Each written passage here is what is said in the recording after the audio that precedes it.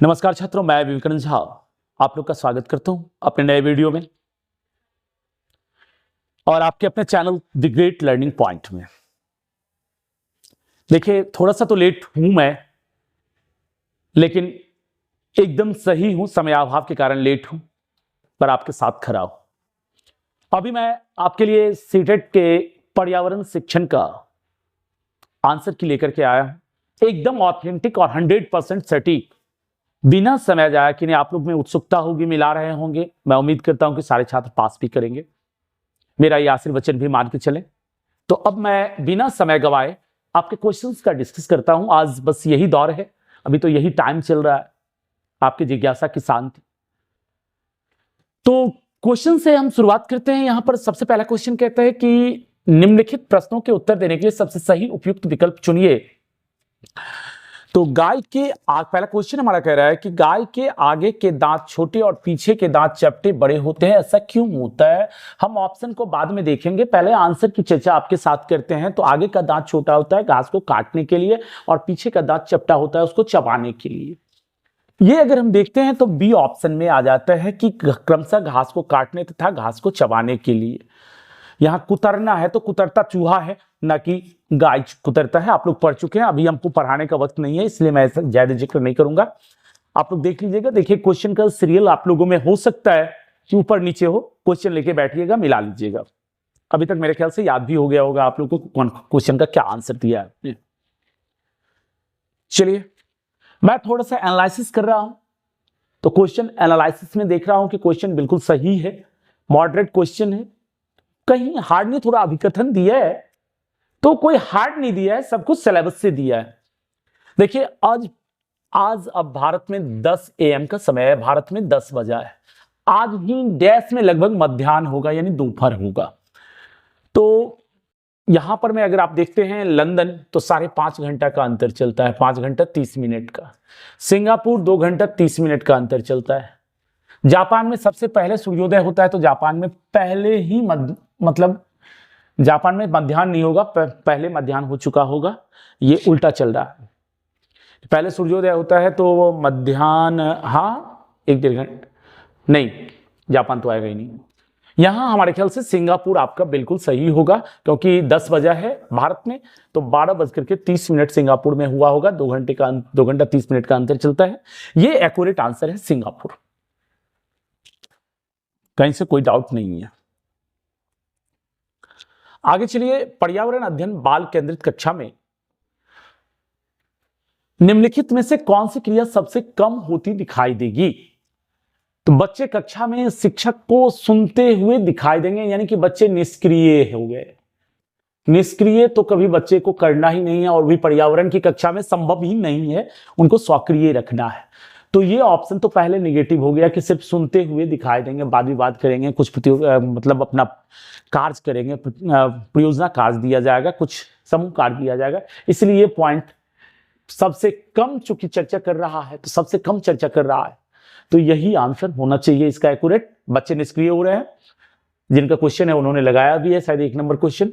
बच्चे तरह तरह की गतिविधियों में क्रियाशील होकर कार्य करते हुए दिखाई देंगे, एकदम सही पॉइंट है, ये करेंगे बच्चे। बच्चों की गतिविधि के अनुसार बैठने की व्यवस्था में परिवर्तन होगा, एकदम होगा।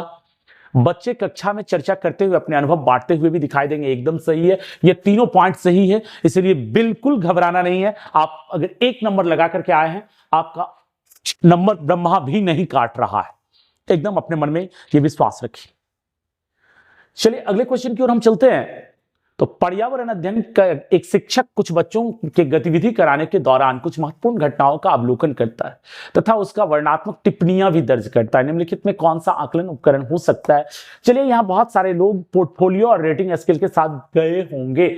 अगर गए हैं तो आप बिल्कुल गलत हैं, क्योंकि पोर्टफोलियो में सारी गतिविधियां दर्ज की जाती है, वर्णनात्मक टिप्पणियां नहीं लिखी जाती है, छोटे छोटे पॉइंट्स दर्ज किए जाते हैं। और रेटिंग स्केल आपका जो मार्किंग किया जाता है उसका पैमाना है। ये दोनों बिल्कुल नहीं होगा, अवलोकन सूची तो होना ही नहीं है, इसलिए उपाख्यानात्मक अभिलेख कहते हैं इसको हम। जो गतिविधि करने के दौरान कुछ महत्वपूर्ण घटनाओं का अवलोकन करता है, उसकी वर्णनात्मक टिप्पणियां दर्ज करता है, तो उसको क्या कहा जाता है? उपाख्यानात्मक अभिलेख। ये जवाब अगर आप देके आए हैं तो बिल्कुल सही है, 1 नंबर अपने स्कोर में और ऐड करें आप, और एकदम डेफिनेटली ऐड करें, कहीं से मन में संशय न रखें। अब देखिए, अंपायर का इशारा सर्वमान्य होता है, एक आध क्वेश्चन इधर उधर हो सकता है, मैं बार बार कहता हूं, क्योंकि जबरदस्ती तो जाके मैं लड़ नहीं सकता उससे। हाँ, प्रमाण है मेरे पास, लेकिन वो अलग चीज है, समझ पर आधारित है, और जो सिलेबस से है वो एक्यूरेट है। देखिए, यहां कहता है कि एनसीईआरटी की पर्यावरण अध्ययन की पाठ्यपुस्तक के अध्याय 4 खाएं आम 12 महीने में आम पापड़ बनाने की कहानी है, ताकि न सिर्फ प्रक्रिया और तकनीक को बच्चे समझे, बल्कि पकाने और संरक्षण के कौशल को भी सराह सकें। राष्ट्रीय पाठचर्या की रूपरेखा 2005 के अनुसार इस पाठ के माध्यम से ईवीएस पढ़ाने का कौन सा सामान्य उद्देश्य प्राप्त किया जा सकता है? तो पहला ऑप्शन मेरा कहता है कि प्राकृतिक परिवेश से किस प्रकार विभिन्न वस्तुएं बनाई जा सकती है उसकी चर्चा करना। बिल्कुल नहीं, उनको तकनीक समझा रहे हैं, तकनीक को बच्चे समझे, बल्कि पकाने और संरक्षण के कौशल को भी सराह सके। तो अमूर्त के स्थान पर अपने अनुभवों और पहलुओं से जुड़े अवलोकन एवं उदाहरणों की सहायता से समझ को विकसित करना, यह बिल्कुल सही जवाब है आपका। 2 नंबर इसका जवाब होगा। आम पापड़ किस प्रकार बनाया जाता है, ये बिल्कुल नहीं होगा। किसी वस्तु को बनाने में कितनी श्रम की जरूरत नहीं होगा, यानी बिल्कुल सही जवाब आपका 2 नंबर है। अगर आपने दिया है, अपने ऑप्शन में इधर उधर हो तो मिला लीजिएगा। तो 1 नंबर और आप ऐड कर लें अपने प्राप्तांक में। आगे आइए, अगला क्वेश्चन कहता है हमारा, एक शिक्षक अपनी पर्यावरण अध्ययन की कक्षा में बच्चों को समूह में बांटकर विद्यालय में मौजूद उनसे कुछ वस्तुएं इकट्ठा करने को कहता है। इसके बाद वो बच्चों के साथ बैठकर उन वस्तुओं को विभिन्न समूह में बांटने के लिए कहता है, और बच्चे वस्तुओं को उनके गुणों के आधार पर विभिन्न समूहों में बांट देते हैं। शिक्षक के द्वारा इस गतिविधि को कराने का सब उपयुक्त उद्देश्य क्या हो सकता है? अब यहां देखिए, गतिविधि बच्चों के सभी अवधारणाओं की समझ विकसित करती है, कभी नहीं करती है। सभी अवधारणाओं की समझ कैसे विकसित कर देगी? प्राथमिक स्तर पर बच्चे एक दूसरे के साथ अंतः क्रिया करते हुए बेहतर तरीके से सीख पाते हैं। चलिए इसको रोक लेते हैं हम। गतिविधि करने से बच्चे परिभाषा और तथ्यों को समझने में कम गलतियां करते हैं, ये भी नहीं ठीक है पॉइंट। सबसे उपयुक्त क्या होगा? सही है, ये भी सही है, ये भी सही है, लेकिन हमको ढूंढना है सबसे उपयुक्त। गतिविधि बच्चों में सीखने के अन्य पक्षों की तुलना में संज्ञानात्मक पक्ष को काफी हद तक मजबूत करते हैं। ये तीनों सही होने के बाद सबसे इंपॉर्टेंट जो आपका आता है, ये चौथा आता है। गतिविधि बच्चों में सीखने के अन्य पक्षों की तुलना में संज्ञानात्मक पक्ष को काफी हद तक मजबूत करते हैं। तो ये पॉइंट्स अगर आपने दिया है तो बिल्कुल सही जवाब यही पॉइंट है। 1 नंबर और आप अपने प्राप्तांक में इजाफा करें। हिंदी संस्कृत का मैंने दे दिया था, उसको आप लोग मिला चुके होंगे। आज ईवीएस दे देता हूं, 90 मार्क्स कंप्लीट। मैं कोशिश करता हूं सीडीपी भी दे देने का, क्योंकि आप लोग बड़े उत्सुकता में होंगे, तो मैं उसे भी बना देता हूं और वो भी दे देता हूं। ऐसा पाया गया है कि बच्चों के सीखने और प्रगति का अवलोकन करते समय कुछ गलतियां हो जाती है। गलतियां हमारे पूर्वाग्रहों का परिणाम हो सकती है। निम्नलिखित में कौन सी सूचना एक पूर्वाग्रह के रूप में दर्ज नहीं होनी चाहिए? निगेटिव आंसर देना है आपको। बच्चों की योग्यता व कार्य निष्पादन के संबंध में पहले के अनुभव एकदम देना है। इसको पॉजिटिव हो गया। किसी एक विषय और उसके किसी एक क्षेत्र की परीक्षा से जुड़े पूर्व परिणाम, इसको भी हम रख सकते हैं। बच्चे की सामाजिक पृष्ठभूमि, इसको भी रख सकते हैं। पोर्टफोलियो में बच्चे के काम के नमूने, आपने क्या देखा कि पोर्टफोलियो में क्या दर्ज किया जाता है? सूची बनाई जाती है, नमूना नहीं दर्ज किया जाता है। ये आप लोग जान चुके हैं। तो ये हो गया आंसर, इसका निगेटिव आंसर था, इसीलिए 4 नंबर अगर दिए हैं आप तो 1 नंबर और इजाफा करें आप अपने मार्क्स में। एनीमिया, लौह तत्व की कमी से बच्चों में कौन सी बीमारियां होती है? एनीमिया। तो लौह तत्व की जब कमी होगी तो प्रोग्रेस, सारा कुछ रुक जाएगा भाई। एक प्रोग्रेस रुकेगा तो सारा प्रोग्रेस रुक जाएगा। तो एनीमिया के कारण बच्चे ठीक से बढ़ नहीं पाते, उनमें फुर्ती कम होती है, एकदम सही बात है। एनीमिया बच्चों की शारीरिक और दिमागी तंदुरुस्ती पर असर करता है, एकदम सही बात है। ए और आर दोनों, यानी फर्स्ट और सेकंड दोनों सही हैं। ज्यादा हमको इस पर डिस्कस ही नहीं करना है। अब आगे देखिए, अभिकथन।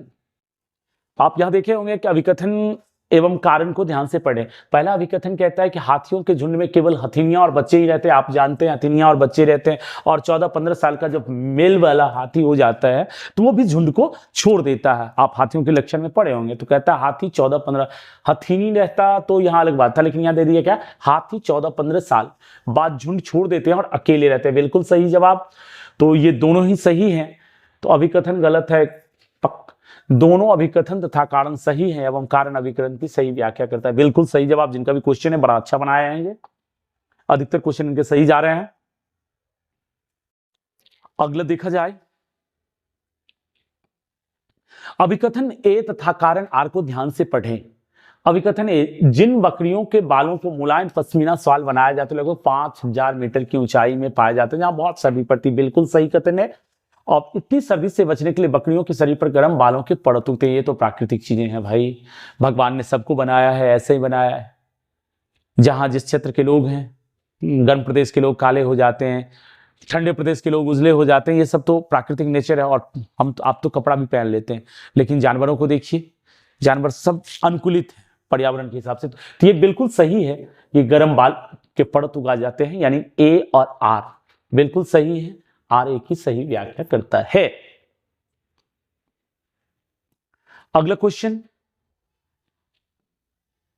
नीचे दिए गए कथन ए और बी पर विचार कीजिए। चलिए ठीक है, ए और बी पर विचार कर लेते हैं। आप कहते हैं तो सन 1969 में नील आर्मस्ट्रांग चांद पर उतरने वाले सबसे पहले व्यक्ति थे। ठीक है, अमेरिका के व्यक्ति थे नील आर्मस्ट्रांग, जो 1969 में गए थे। भारतीय राकेश शर्मा थे, 1984 में गए थे, आपको याद होगा। एकदम सही, ये पहला सही कथन है। सन 2007 में कल्पना चावला अंतरिक्ष में लंबे समय तक रहने वाली महिला थी। बिल्कुल गलत, क्योंकि कल्पना चावला 2003 में ही मर चुकी थी, तो वो 7 में कहां से जाएगी। इसीलिए ए सही, आर गलत, मतलब ए और बी कर दिया है। ए सही, बी गलत। 4 नंबर बिल्कुल सही जवाब है आपका। एकदम ये सब नंबर आंख मूंद कर अपने नंबर में ऐड करते जाइए, कहीं से कोई डाउट नहीं है। निम्नलिखित का सही मिलान चुनिए। आप लोग भी अपना ये देख चुके होंगे, फिर भी मैं कर रहा हूं, मेरा दायित्व है। कुछ छात्रों का रिक्वेस्ट आया, बना दीजिए सर, तो बना देते हैं। मिलान, भारतनाट्यम तमिलनाडु का नृत्य है, ये गलत है। कथक उत्तर प्रदेश का है, कर्नाटक दे दे, गलत है। लावनी महाराष्ट्र का है, ये भी गलत है। असम की बहू बिहू, बिल्कुल सही जवाब, 3 नंबर। बिहू कहां का है? असम की लोक नृत्य है। अगला क्वेश्चन देखिएगा, मोहन कक्षा 5 के एक पर्यावरण अध्ययन का शिक्षक है। ठीक, वो अपनी कक्षा में निम्नलिखित गतिविधि को श्यामपट्ट पर लिखता है। अपने माता पिता दादा दादी के समय पानी की उपलब्धता के बारे में पता करें और उसकी वर्तमान स्थिति से तुलना करें। उपरोक्त गतिविधि के लिए निम्नलिखित में कौन से सबसे उपयुक्त रणनीति होगी। देखिए, भूमिका निर्वाह, रोल प्ले नहीं हो रहा है, साक्षात्कार नहीं हो रहा है, वह क्या कर रहा है? चर्चा कर रहा है। हम इसके साथ भी चल सकते हैं। हो सकता है कि सीटेट इसमें थोड़ा सा अंतर करके, इस पर मैं थोड़ा सा डाउट रखूंगा, परियोजना भी दे सकता है। मैं पूरे दावे के साथ नहीं कह सकता हूं कि चर्चा करना ही होगा। मेरे अनुभव में चर्चा करना बिल्कुल सही है, लेकिन परियोजना कार्य में भी इसे लिया जा सकता है, क्योंकि एक टास्क दे रहा है उसे, माता पिता दादा दादी के पानी की उपलब्धता के बारे में पता करने के लिए दे रहा है, उसकी वर्तमान स्थिति से तुलना करने के लिए कह रहा है। तो यहां पर मैं 99% आपके साथ हूं चर्चा करना में, 1% मैं परियोजना को लेकर चलता हूं।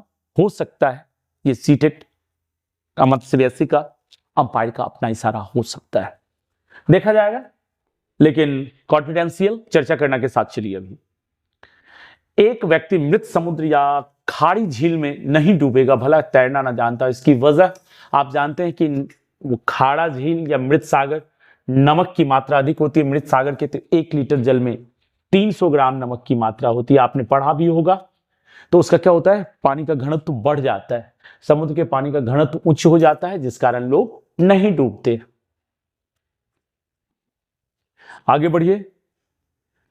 मैं तेजी में इसलिए कर रहा हूं, ज्यादा व्याख्या आप लोग का इसलिए नहीं कर रहा कि पढ़ाने का समय अब जा चुका है। अब पहले मार्क्स फिक्स हो जाइए, फिर तो पढ़ाने के दौर में हम हैं ही, आगे तो क्लास चलता ही रहेगा, आप लोग पढ़िएगा ही। फिलहाल इसको देख लीजिए। कथन ए एवं बी को ध्यान से पढ़ें। ठंड के मौसम में छिपकलियां लंबी और गहरी निद्रा में चले जाते हैं। बिल्कुल सही बात है। कुछ ऋतुओं में कुछ जानवर लंबी और गहरी निद्रा में चले जाती है, बात उतना ही है, व्याख्या किया जा रहा है। ए और बी दोनों सही हैं और बी एक ही सही व्याख्या करता है। 2 नंबर बिल्कुल सही है। आगे बढ़िए।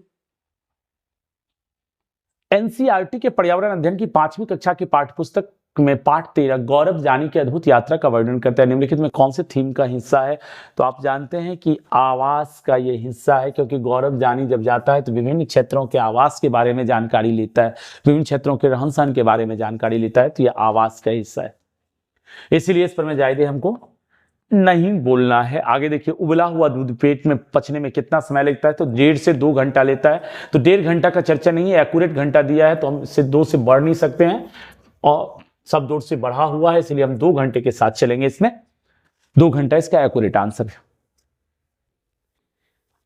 आगे देखिए, जो द्वंद्व लाइक क्वेश्चन हो कमेंट कर सकते हैं कि सर इसमें ये हो सकता है, लेकिन मेरा अपना जहां तक अनुभव है क्वेश्चन बिल्कुल सही मैं दे रहा हूं और बिल्कुल ऐसा ही आंसर आएगा। आप तो देख लीजिए, जनवरी के फर्स्ट वीक में आप लोग का आंसर की मिल ही जाना चाहिए, 15 तक तो रिजल्ट आ जाना है। राकेश कक्षा 5 का एक पर्यावरण अध्ययन का शिक्षक है। वो अपनी कक्षा में बच्चों की गतिविधि करने के लिए कहता है, जिसमें सभी बच्चे यह अवलोकन करते हैं कि कौन सी वस्तु पानी में तैरती है और कौन सी पानी में डूब जाती है। गतिविधि के उपरांत कुछ बच्चे शिक्षक से पूछते हैं, कुछ वस्तुएं पानी में डूब जाती है और कुछ वस्तुएं पानी में तैरती है, ऐसा क्यों है? निम्नलिखित परिस्थिति में एक शिक्षक को क्या सबसे उपयुक्त करना चाहिए? एक शिक्षक को कहना चाहिए कि घनत्व के कारण होता है। अभी इसको रुकिए, घनत्व आप उसको पहले घनत्व समझाइएगा तब तो कहिएगा। प्रत्येक बच्चे निरीक्षण करने में अपनी टिप्पणियां दर्ज कर, टिप्पणियों का अर्थ बताने की आजादी दे। बिल्कुल गतिविधि करके सीखना जो एनसीएफ कहता है, ये दूसरा पॉइंट उसका सपोर्ट कर रहा है। प्रत्येक बच्चे को परिकल्पना करने, परीक्षण करने और गतिविधि आधारित सामान्यीकरण करने का अवसर प्रदान करें। बिल्कुल सही, ये भी जवाब है। एक शिक्षक को कहना चाहिए, इसका मुख्य कारण आप अगली कक्षा में बिल्कुल नहीं। तो हमारे ख्याल से एक ए और डी नहीं होगा, आप बी सी के साथ चलें। बी सी एकदम सही जवाब है, तो हम 3 नंबर के साथ इसका चलेंगे। बी सी ये इनका गलत हो गया है, जिनका भी है, तो बी और सी इसका ऑप्शन बिल्कुल सही है। आप में जो उल्टा पुल्टा होगा उसको मिला लीजिएगा, कौन सा दिया है। प्रत्येक बच्चे को निरीक्षण करना और प्रत्येक बच्चे को परिकल्पना करनी, ये जिस पॉइंट में होगा, जहां पर होगा वो आंसर अगर आपने दिया है तो बिल्कुल सही आंसर है आपका। 1 नंबर और इजाफा कर लेंगे आप लोग। पर्यावरण अध्ययन की एक रचनावादी कक्षा में निम्नलिखित में कौन सी क्रिया नहीं होती हुई दिखाई देती है? अब चलिए, यहां निगेटिव आंसर दे रहा है हमको, नहीं पर जोर दे रहे हैं हम। नहीं होती हुई दिखाई देती है। बच्चे अवधारणाओं के बीच नई नई कड़ियों को जोड़ने से अपना अनुभव का उपयोग कर रहे हैं, बिल्कुल सही कर रहे हैं। बच्चे ठोस वस्तुओं पर क्रिया करके सीख रहे हैं, ये भी सही है। बच्चे आपके अनुभव को सम्मान दिया जा रहा है, ये भी दिया जा रहा है। बच्चे सिर्फ जाने पहचाने सवाल का हल कर रहे हैं, नहीं, नई चीजों को भी सीखना है, तब तो अधिगम होगा। क्लास है किस लिए? नई चीजों को सीखने के लिए। तो 4 नंबर इसका जवाब नहीं होगा। नहीं नेगेटिव पूछ रहा था, 4 नंबर इसका आंसर हो जाएगा, क्योंकि नेगेटिव आंसर हमको ढूंढना था। अगर 4 आपने दिया है तो 1 नंबर और अपने मार्क्स में इजाफा करें। मुझे उम्मीद है कि क्वेश्चन इतना आसान पूछा है, आप लोग इजाफा कर रहे होंगे। एक कोई कमेंट की थी कि सर आप अपने घर में बैठ करके कर रहे हैं, स्टूडियो में बैठ के कर रहे हैं, इसलिए आपको क्वेश्चन आसान लग रहा है, परीक्षा हॉल में उसी समय में बनाना होता है। बात सही है, हम भी एक दिन स्टूडेंट रहे हैं और काफ़ी अच्छे मार्क्स से हमने भी सीटेट को क्वालिफाई किया है। 118 नंबर उस समय आया था, पहली बार जब सीटेट आयोजित हुआ था। और साथ ही साथ बीटेट भी मैंने चारों एक ही बार में उत्तीर्ण किया है। तो इस सब चीज़ का जिक्र मैं अभी नहीं कर सकता। 90 मिनट हम लोगों को टाइम मिला था, आप लोगों को तो 2.5 घंटे मिल रहा है, और कुछ सिलेबस भी नहीं था उस समय, अभी तो है। अब देखिए, ये तो समझ पर और आपकी मेहनत पर निर्भर करता है कि आपने कितनी मेहनत की है, क्या की है। अगले देखिएगा, निम्नलिखित में कौन सा समूह केवल तत्वों से बना है? तो भाई tin, SI, lithium allied, sodium Na, ये तीनों तत्व ही है। तो ये पहला ऑप्शन सीधे सही हो जाता है। ये क्यों नहीं हुआ? तो इसमें ब्रास मिश्र धातु है, इसमें स्टील मिश्र धातु है, इसमें ब्रांच मिश्र धातु है। तो इस केवल तत्व से बना हुआ, अर्थात मिश्र धातु किसमें नहीं है कह रहा था? टीन, लिथियम और सोडियम, इसमें मिश्र धातु नहीं है। आगे बढ़िए। एक व्यक्ति 30 जनवरी 2023 को नई दिल्ली स्टेशन से बेंगलुरु के लिए ट्रेन पकड़ी। ट्रेन नई दिल्ली से 17 घंटे पर चलकर 17 घंटे पर 31 जनवरी को 2023 को बेंगलुरु पहुंची। नई दिल्ली और बेंगलुरु के बीच की दूरी 1776 किलोमीटर। ट्रेन की पूरी यात्रा के दौरान औसत गति क्या रही? आप लोग बना लिए होंगे, इसको टाइम निकाल लिए होंगे। 17 घंटे चली है और 17 घंटे पर 31 जनवरी को, तो टाइम निकाल लीजिएगा और उसको दूरी में भाग दे दीजिएगा। तो निकालने के बाद ये आता है आपका 74 km प्रति घंटा के चाल से औसत चाल निकालना है। आप लोग बना लिए होंगे, इसका एक्यूरेट आंसर है। अभी हल करूंगा, टाइम थोड़ा ज्यादा लगेगा, मैं चाहता हूं जल्दी से जल्दी आपको सारे का आंसर दे दूं मैं। तो निम्नलिखित प्रश्न में अभिकथन और कारण को आगे रखा गया है। कथनों को ध्यान से पढ़ें और निम्नलिखित में से विकल्प का चयन करें। पर्यावरण अध्ययन की पाठचर्या थीम पर आधारित है। बिल्कुल 6 थीम है और 4 उप थीम है, आप जानते हैं। प्रत्येक थीम अंतर संबंधित है, ये भी बिल्कुल सही है भाई। पर्यावरण अध्ययन के पाठचर्या को थीम आधारित रखने का सबसे मुख्य कारण है कि इससे हर थीम की गहरी समझ बनती है और हर थीम की शुरुआत सवालों से होती है। सही है। ए अभिकथन और कारण दोनों ही सही है और कारण अभिकथन की सही व्याख्या करता है। 2 नंबर अगर इसका आंसर आपने दिया है, देख लीजिएगा अपने क्वेश्चन में मिलाकर। अगर ऑप्शन ऊपर नीचे हो तो मैं तो 2 नंबर कहूंगा, लेकिन अपने ऑप्शन में देख लीजिएगा। अभिकथन और कारण सही है, कारण अभिकथन की सही व्याख्या करता है। अगला क्वेश्चन,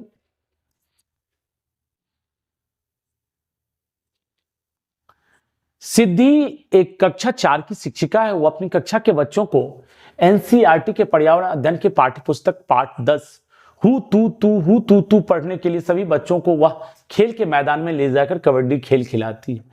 खेल खेलने से पहले सभी बच्चे इस खेल के नियम भी बताती है। शिक्षिका इस खेल के को खेलने से पहले बच्चों के नियम क्यों बताती है? निम्नलिखित में कौन सा कारण उपयुक्त हो सकता है? वह बच्चों का ध्यान इस ओर खींचना चाहती है कि खेल की तरह जीवन में हम भी नियम बनाते हैं ताकि सभी कार्य सही ढंग से किए जाएं। हम सभी समाज में इस प्रकार नियमों में बंधे हैं जिसके द्वारा हम आपस में मतभेद और झगड़े सुलझाते हैं। बिल्कुल सही। नियम बनाने में सभी बच्चे का ध्यान खेल की अपेक्षा नियम पर अधिक होगा। बिल्कुल गलत, यानी कि डी नंबर आपका गलत है। तो इसका सही हो गया ए, बी और सी। ए, बी और सी किस ऑप्शन में दिख रहा है? 2 नंबर ऑप्शन में दिख रहा है। आप मिला लीजिएगा कि बच्चे का ध्यान खेल की अपेक्षा नियम पर बहुत अधिक होता है। ये पॉइंट को छांट दीजिएगा। बाकी तीनों पॉइंट्स आपके सही हैं। 2 नंबर इसका बिल्कुल सही है। अब चलिए यहां पर आते हैं हम। 2 भारतीय पक्षी वृक्ष या झाड़ी की डाली पर अपना लटकता घोंसला बनाते हैं। ये 2 भारतीय पक्षी हैं। तो भारतीय पक्षी दर्जन चिड़िया घोंसला बनाती है और सिलती है जो नीचे लालटेन की तरह लटकती रहती है। बीबर, शकरखोड़ा। तो इसका आंसर हो गया आपका ये 3 नंबर। 2 भारतीय चिड़िया है, शकरखोड़ा और दर्जन चिड़िया। ये कालचिड़ी वगैरह नहीं होगा, ये गलत आंसर इनका लग गया है। चलिए कोई नहीं, एक आध क्वेश्चन तो ऐसे सीटेट को देना दीजिए भाई। हम कहते सब में से 5-5 ले ले। अगर 25 5 सवा सौ दे दिया आपको, 125 क्वेश्चन हमारा सही हो गया, 125 नंबर आ गया।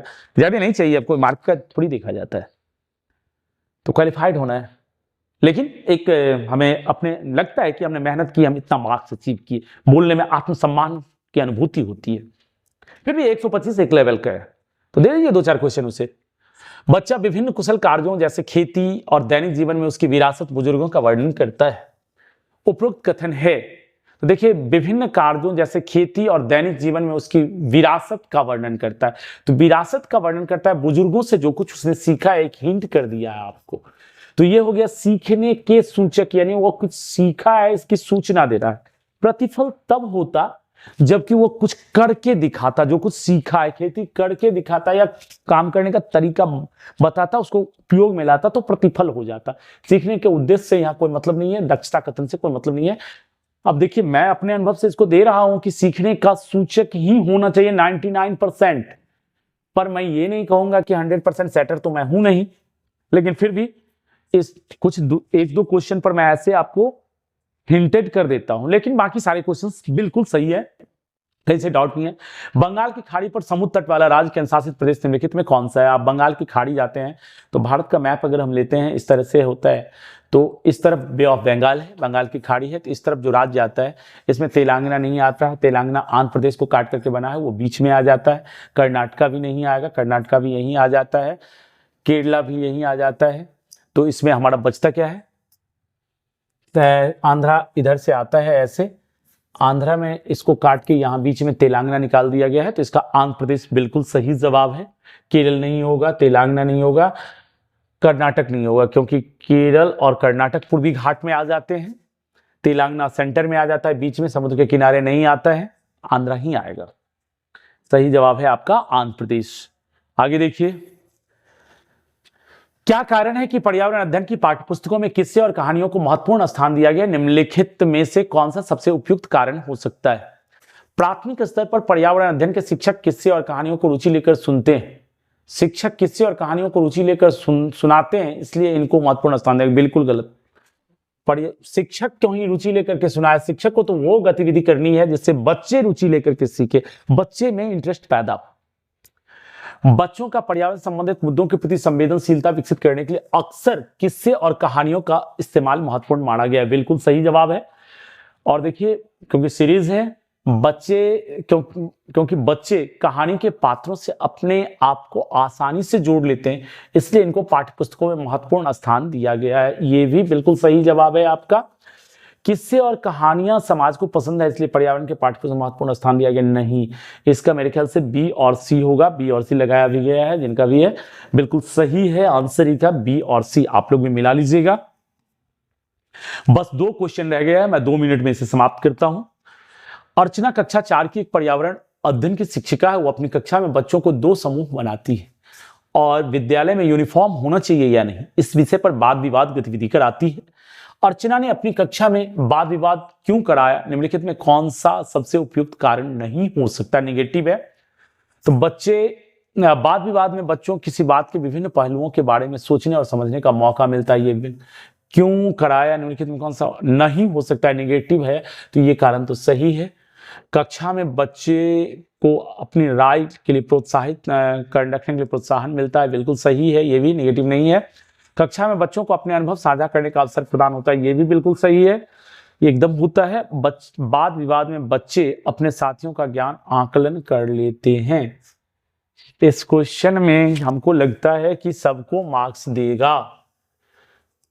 अर्चना कक्षा 4 की पर्यावरण की शिक्षिका है। वो अपनी कक्षा में बच्चों को 2 समूह बनाती है और विद्यालय में यूनिफॉर्म होना चाहिए नहीं, इस विषय पर वाद विवाद गतिविधि कराती है। अर्चना ने अपनी कक्षा में वाद विवाद क्यों कराया? निम्नलिखित में से कौन सा सबसे उपयुक्त कारण नहीं हो सकता है?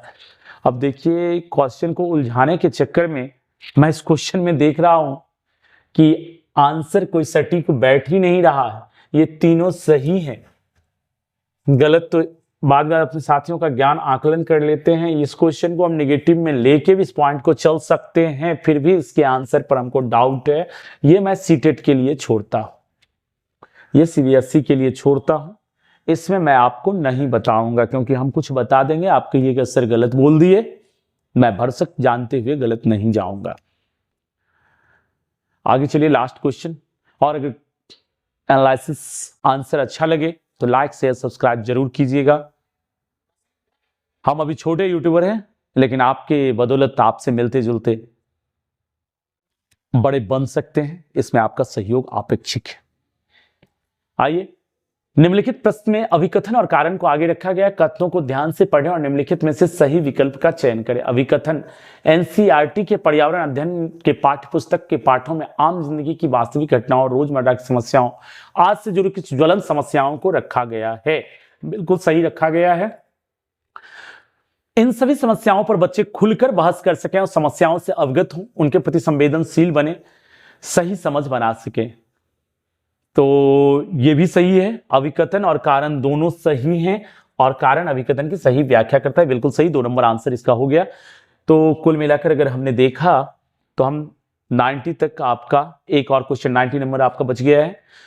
निम्नलिखित को पढ़िए। जैव मात्रा और जीवाश्म दोनों परंपरागत स्रोत हैं। बिल्कुल सही, जैव मात्रा और जीवाश्म ईंधन दोनों परंपरागत स्रोत हैं, क्योंकि नवीकरणीय स्रोत नहीं।